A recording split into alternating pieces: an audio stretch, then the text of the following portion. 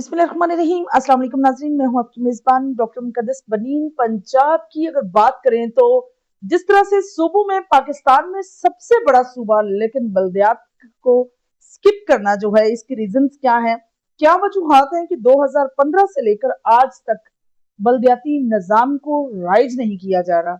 वजूहात क्या हैं, इस पर हम एक सिनेरियो लेकर पूरे पंजाब का हम विजिट कर रहे हैं। और आज हम मौजूद हैं डिस्ट्रिक्ट गुजरात की यूनियन काउंसिल नंबर 1 सुरखपुर में। सुरखपुर नाजरीन, अगर मैं बात करूं इसके जोग्राफियाई एतबार से, एक ऐसी यूनियन काउंसिल है जो बिल्कुल बॉर्डर लाइन पर वाक़या है। इसकी शॉर्टकमिंग्स क्या है, मसाइल क्या हैं, इसमें कौन कौन से इश्यूज हैं, इस पर बात करने के लिए हमारे साथ मौजूद है एक खानदानी सियासत में जो बल्दियात की सियासत को रिप्रेजेंट करते हैं, गुलाम हुसैन भट्टी साहब के दामाद हैं। और बड़े अच्छे तरीके से आपने प्रॉपर तरीके से जो है अपनी चेयरमैनशिप को, अपनी नाज़िमशिप को जो है बड़े प्रॉपर तरीके से आपने किया है। यूनियन काउंसिल की तमाम खिदमात किस तरह से की हैं, आइए हमारे साथ बात करने के लिए मौजूद है मोहम्मद अरशद भट्टी साहब, जो एक्स नाज़िम भी हैं और बल्कि सदाबहार चेयरमैन भी हो गए। अब 2015 से ऑनवर्ड आपको पता है कि इलेक्शन नहीं हुए, सो इस टन्योर 2015 से लेकर आज तक का जितना भी टन्योर है, सदाबहार चेयरमैन का टाइटल जो है वो माशाल्लाह से अल्लाह पाक ने उनको अता किया। तो आइए बात करते हैं बल्दियात पर, मसाइल पर। और सबसे बड़ी बात, ये रोड जो है टांडा से लेकर सुरखपुर तक, इसमें काफी लिंक्स रोड निकलते हैं और इतनी हस्ताहाली का शिकार इस पर काम क्यों नहीं हुआ, इस पर भी बात करते हैं। अस्सलाम वालेकुम जी, क्या हाल है? जी, जी, वालेकुम सलाम। आप सुनाएँ कैसे हैं, ठीक-ठाक हैं? अल्हम्दुलिल्लाह बिल्कुल ठीक ठाक, खैरियत। जो सबसे पहले बात हम करेंगे आपके खानदानी सियासत पर। ननियाल ददियाल से आप सियासत का हिस्सा रहे हैं। जी, जी। कब और कैसे इतने अजीम फरीजे का जो है आप पार्ट बने? ये सारे मामलात तो अल्लाह ताला के पास ही हैं। जी जी बिल्कुल। ददयाल की तरफ से तो कोई बंदा नहीं सियासत कर रहा, तो मेरे ननिहाल की तरफ से सबसे पहले जो है ना, वो मेरे नाना जी थे। सरदार खां पटवारी रिटायर्ड थे वो। जी जी। उन्होंने 2 दफ़ा इलेक्शन कंटेस्ट किया और कामयाब हो गए। उसके बाद मेरे ससुर हैं गुलाम हुसैन भट्टी साहब, जी वो जी। मेरे खालू भी हैं।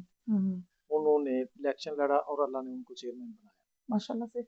जी, उसके बाद फिर मेरा नंबर आया। हम्म। तो फिर लोगों ने मुझे पसंद किया। एक तो वो नाज़म का सिस्टम था कि मैट्रिक बेस, हम्म। तो अल्लाह का शुक्र है मैं तो वैसे ही ग्रेजुएट हूँ। हम्म। तो वो फिर घर वालों ने मुझे सेलेक्ट किया और अल्लाह का शुक्र है कि पिछले जो मेरे ससुर साहब और मेरे नाना जी, उनके किए हुए कामों की वजह से मैं मतलब कि नाज़म सेलेक्ट हो गया। मुझे वो मुश्किलात पेश नहीं आई जो लोगों को आती है। इस वजह से कि पीछे मेरा एक रोड मैप सियासी बना हुआ था, बिल्कुल सही। अच्छा, आपको क्या डिफरेंस नजर आता है? नाज़िम का जो टेन्योर गुजरा वो सबसे बेस्ट था, या चेयरमैन का जो है वो ज्यादा काबिल तारीफ है? एक काबिल तारीफ जो गुजरा है ना नाज़िम का इलेक्शन, उसमें बहुत अच्छा मतलब कि वो टेन्योर जबरदस्त था, इसलिए कि उसमें फंड्स बहुत ज्यादा थे, अख्तियारात भी काफी थे। लेकिन अब जो मरियम साहबा ने चेयरमैन की तरफ आए हैं ना, सबसे बड़ी बात यह है कि ये फर्स्ट टाइम उन्होंने पूरे पंजाब में सफाई वाला जो काम करवाया है ना, जी जी बिल्कुल। हर खासकर ये गांव के इलाकों में पहले तो था फील्ड ही नहीं, चमकाऊ में नामो हम निशान ही सबसे नहीं। पहले बिल्कुल। जी, उससे ये फायदा हुआ कि एक तो लोगों को रोजगार मिला, जितने मतलब के थे काम करने वाले जिनके पास रोजगार नहीं, वो रोजगार भी मिला। और सफाई सुथराई का इतना अच्छा काम है कि चूंकि ये बारिशी बेल्ट है, तो इधर गंदगी ज्यादा है, गाँव भी है। जी जी। तो जब से मरियम साहबा ने ये शुरू किया हुआ है, अल्लाह का शुक्र है कि बहुत ज्यादा आरामदेह और सफाई सुथराई टॉप क्लास पे। अगर कंपैरिजन करें, उधर फंड ज्यादा थे, इधर ये जो काम हुआ है ना, उससे बड़ा बेहतर है पहले से भी। बिल्कुल सही। अच्छा, आपका जो टेन्योर गुजरा एज नाज़िम, आपने अपनी यूनियन काउंसिल में कौन कौन से तरक्याती काम किए? मैंने जो काम किए ना अपने टेन्योर में, जी जी। जब मैं नाज़िम था तब नून लीग के एमएलए थे, हम्म। उन्होंने भी काफी काम करवाए, स्टोर में भी हमें काफी फंड्स मिले। जी जी। लेकिन जब से ये आया ना अभी चेयरमैन वाला, इधर हमारे चौधरी हुसैन लाई साहब एमएलए, जी जी। इन्होंने तमाम तर जितनी अपनी तवानाइयां वो लगाई हैं इधर। सबसे पहले ये बॉर्डर लाइन पे है हमारा गांव, जी जीरो जी। लाइन के ऊपर। इधर मोबाइल फोन की बहुत प्रॉब्लम थी, मोबाइल वाला चक्कर ही नहीं था। सही। सबसे पहले मैंने ये लगवाया टावर। जबरदस्त। पहले इससे कोई इधर चक्कर ही नहीं था मोबाइल फोन सुनने के लिए, मतलब कि टावर ही नहीं तो सुनना क्या था। सुनना क्या वो एग्जैक्टली। लगी हुई थी छोटी छोटी, क्या कहते हैं, एक्सचेंज वगैरह, तो लाइनें लगी होती थी। तो बैरून मुल्क बहुत ज्यादा लोग हैं, लेकिन वो मैंने फिर जाती तौर पे एफर्ट करके ये जो पिछला टेन्योर गया है, चौरी से एनलाई की मुसाफिर से फिर हमने लगवाया। तो अल्लाह का शुक्र है, ये भी उन कामों से सबसे बड़ा काम है। बिल्कुल। गलियां नालियां इतना, मतलब कि ये पसमानदा इलाका था, दूर दराज। यूनियन कौंसल नंबर 1 है, स्टार्ट यहाँ से होता है पाकिस्तान। बिल्कुल सही। इधर से शुरू जिला करें, जिला गुजरात भी यहाँ से स्टार्ट होता है, जिला पाकिस्तान गुजरात भी यहाँ से पाकिस्तान से भी यहाँ से स्टार्ट होता है। बिल्कुल। अगर उधर से शुरू करें तो ये एंड है। हाँ, अगर उधर से शुरू करें तो ये एंड है। ये एंड है। मामला इधर बहुत हैं, वो इसलिए कि बार्शी बेल्ट है, सैलाब की तबाहकारियां, जब भी कुछ छोटा मोटा भी सैलाब आता है तो स्टार्ट हमारे इधर से होता है। बिल्कुल ठीक। मैंने सड़कें बनवाई, गली नालियों का बहुत ज्यादा काम करवाया। अभी ये लास्ट वीक की मैं आपको बात बताता हूँ कि चौधरी हुसैन साहब ने 2 करोड़ का फंड दिया है बिजली का, जिसमें 4-5 ट्रांसफार्मर है और बाकी कोई 30-40 पोल्स वगैरह भी लग रहे हैं। तो ये उन्हीं कामों में है ना, ये सारी एफर्ट मैंने की है। अपने कायदीन तक चौधरी खालिद असगर कुराल साहब है, MP जी जी, बहुत ग्रेट इंसान, और ऊपर जो हमारे सैनलाई साहब है, मैंने साहब, वो भी इंतहाई ग्रेट इंसान। तो वो जो भी जरूरत पड़ती है, मतलब के मौके के मुताबिक, वो हमारी पूरी फेवर करते हैं। सही। अच्छा, 2015 से पहले आप मुस्लिम लीग काफ का हिस्सा थे। 2015 में इलेक्शन आपने मुस्लिम लीग नून से कंटेस्ट किया, दोबारा से काफ का हिस्सा बने। किस तरह से आपने मतलब अपना वो जो भी है अनफॉर्चुनेटली एक हादसा हो गया, उसमें बस लड़ाई झगड़ा हो गया, नुकसान हो गया। अल्लाह ताला उनको जन्नतुल फिरदौस में जगह दे, आमीन आमीन। तो वो नून लीग का टेन्योर था, उन्होंने कहा जी आप हमारी पार्टी ज्वाइन करें, तो फिर सारे मामला जो है ना हल हो जाएंगे। तो मुझे करनी पड़ी, करनी भी चाहिए थी मुझे। बिल्कुल एग्जैक्टली। तो उस वजह से फिर उसके बाद मेरा एक जाती रिलेशन भी है हुसैन साहब के साथ, काफ लीग के साथ। जी जी। तो उन्होंने फिर कहा जी कि आप इधर आ जाए, आपकी मेहरबानी, जिस तरह भी हो सकता है। उन्होंने मुझे फोर्स किया, फिर मुझे भी पसंद था। सीधी बात बताऊं मैं आपको, पुराने रिलेशन जब हो तो फिर बंदे को याद तो आती ही। बिल्कुल। फिर मुझे चेंज करना पड़ा। बिल्कुल सही। अच्छा, जिस तरह से बल्दियात को पसे पुश्त डाला हुआ इस वक्त, मैं समझती हूँ कि इस वक्त सबसे ज्यादा जरूरत है। हाँ काफी फुकदान है चेयरमैन की, वो उस तरह से बल्दियात ग्रास रूट लेवल का इलेक्शन है, क्यों स्किप किया जा रहा है? आप एक सियासी वर्कर हैं, आपको क्या लगता है क्या रीजन हो सकते हैं? सर जो काम है ना वो सिर्फ चेयरमैन लेवल पे लोग करते हैं। बिल्कुल। जितनी प्रॉब्लम्स का मुझे इल्म है ना, वो MNA साहब को नहीं है, ना MPA साहब को। उन्होंने देखना है 32 यूनियन काउंसिल को, मैंने देखना है 1 को। बिल्कुल। इसलिए इलेक्शन का होना तो बहुत जरूरी है।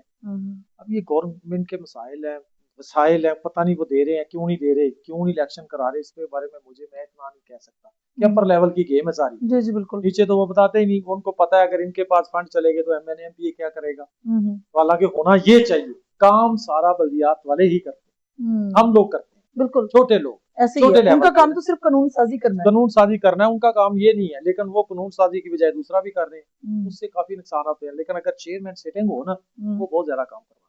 सही। अभी सुरखपुर में जो सब आपको कौन से मसाइल नजर आते हैं बड़ी सब जो होने चाहिए, जिनका कोई ना कोई सोल्यूशन होना चाहिए? एक तो सर ये सबसे बड़ा जो मसला है वो है हमारी सड़क का। जी जी। जो टांडा से सुरखपुर तक है, सुरखपुर को गांव लगते हैं तकरीबन, ये मेरी यूनियन काउंसिल के 13-14 गांव है, रोड यही है। जी जी। और कारोबारी मामला जितने भी चलते हैं ना लोगों के, वो टांडा सुरखपुर ही है, टांडे में जाते हैं। बड़ी परेशानी है, क्यों नहीं बन रही? इसका मसला ये कि ये जो सड़क है ना, परवेज साहब के दौर में गई हुई है नैब में, इसका केस लगा हुआ है नैब में। बिल्कुल। अब जब तक नैब क्लियर नहीं करेगा ना, ये MNA साहब कुछ भी कर ले, ये सड़क नहीं बन सकती। लोगों को पता नहीं है। अब मामला अदालत में है, अदालतें क्लियर करेंगी तो बात बनेगी। तो वो अच्छा, चौधरी बिरादरान के साथ आपकी वाबस्तगी काफी पुरानी रही जी। दोनों घरों के दरमियान में एक घर में 2 घर बन जाना और फूट पड़ जाना, इससे कितना फर्क पड़ा सियासी उनके जितने भी लोग थे, वर्कर्स थे, उनकी लाइफ, उनकी लिविंग स्टाइल पे क्या डिफरेंस आया? सर मेरे ख्याल में उनके डिफरेंस में या लेवल में कोई फर्क नहीं आया। जी जी। असल जो मुस्लिम लीग के सरबराह है वो है चौधरी शुजात हुसैन, ठीक है, जो बड़े भाई हैं उनके साहब के। बिल्कुल। वो तो उनके बेटे तो अभी भी वफाकी वजीर भी और सूबाई भी। फर्क फिर क्या है? जो लोग इससे स्किप कर गए थे, फर्क तो उनको पड़ा है, इनको तो कोई फर्क नहीं पड़ा। सही। मुझे ये तो अभी भी गवर्नमेंट में ऊपर से लेके नीचे तक यही है। बिल्कुल। इनको क्या कोई मसला नहीं। सही।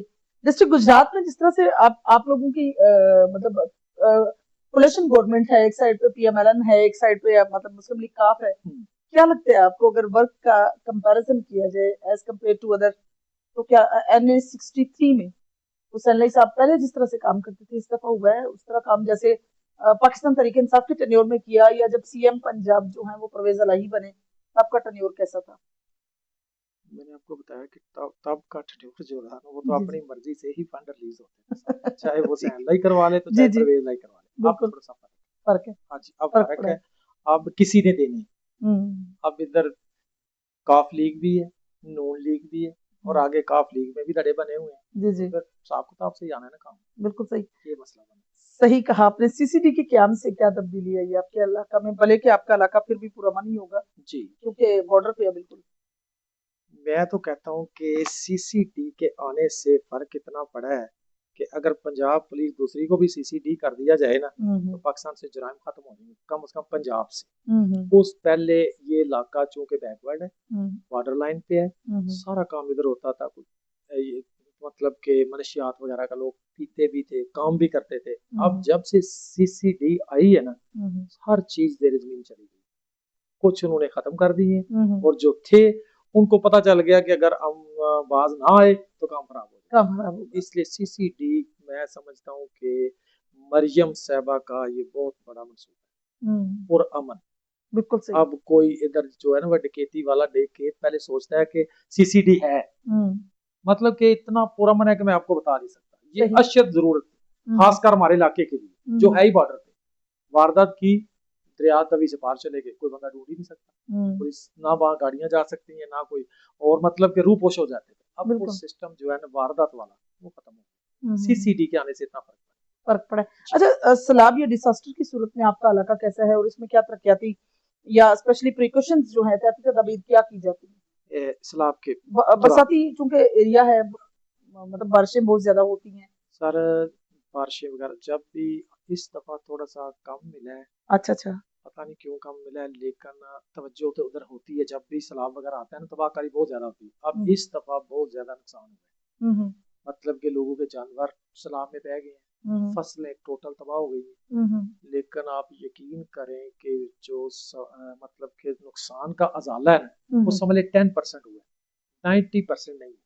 अच्छा अच्छा, ये जो बहुत बड़ा नारा था गवर्नमेंट का कि हमने रिकवर कर दिए, वो सिर्फ सर, नारा था?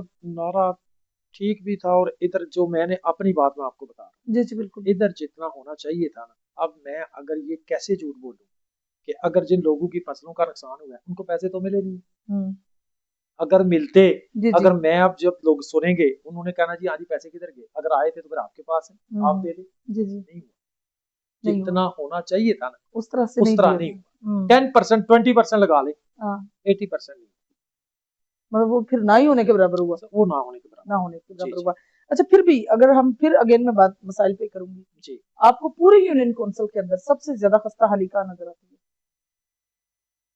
टांडा सुरखपुर जो रोड है ना, हम्म। सबसे ज्यादा खस्ता हाल है। अच्छा, अगर यही ये बेसिक। हो जाए अच्छा अच्छा। तो मैं समझता हूँ कि बाकी छोटे मोटे मामला हैं, हम इधर के रहने वाले लोग हैं, छोटी मोटी प्रॉब्लम तो हम समझते ही नहीं। ये जो है ना, जिधर गाड़ियां भी नहीं जा सकती, मोटरसाइकिल को गरीब आदमी लेके जाता है तो दूसरे दिन पता चलता है जी उसके टायर खत्म हो गया, गाड़ी रास्ता चल ही नहीं सकता, पथरीला है। पथरीला बिल्कुल। जी जी, मतलब कि सबसे ज्यादा जो खस्ता हाली है वो ये है। एक सर सेकंड ये है कि ज्यादातर मेरे गांव के लोग, यूनियन काउंसिल के लोग जो है वो वाबस्ता है बेला, तवी से पार। तवी से पार मतलब उनके जानवर या उनके जानवर, उनकी जमीनें, उनके सारे मामलात, वो बड़ा इंतहाई मतलब के मसला है। हमें रोड, आर्मी हमारे साथ कोऑपरेट पूरा कर रही है, लेकिन एक अगर रोड बन जाए ना बेले में तो लोग दुनिया में आ जाए, थोड़ी सी बारिश हो जाए तो समझ लें कि उनका चारा आना बहुत मुश्किल, नामुमकिन। नामुमकिन। नामुमकिन, इतनी डिफिकल्ट लाइफ है। इतनी डिफिकल्ट लाइफ। आप यकीन करें,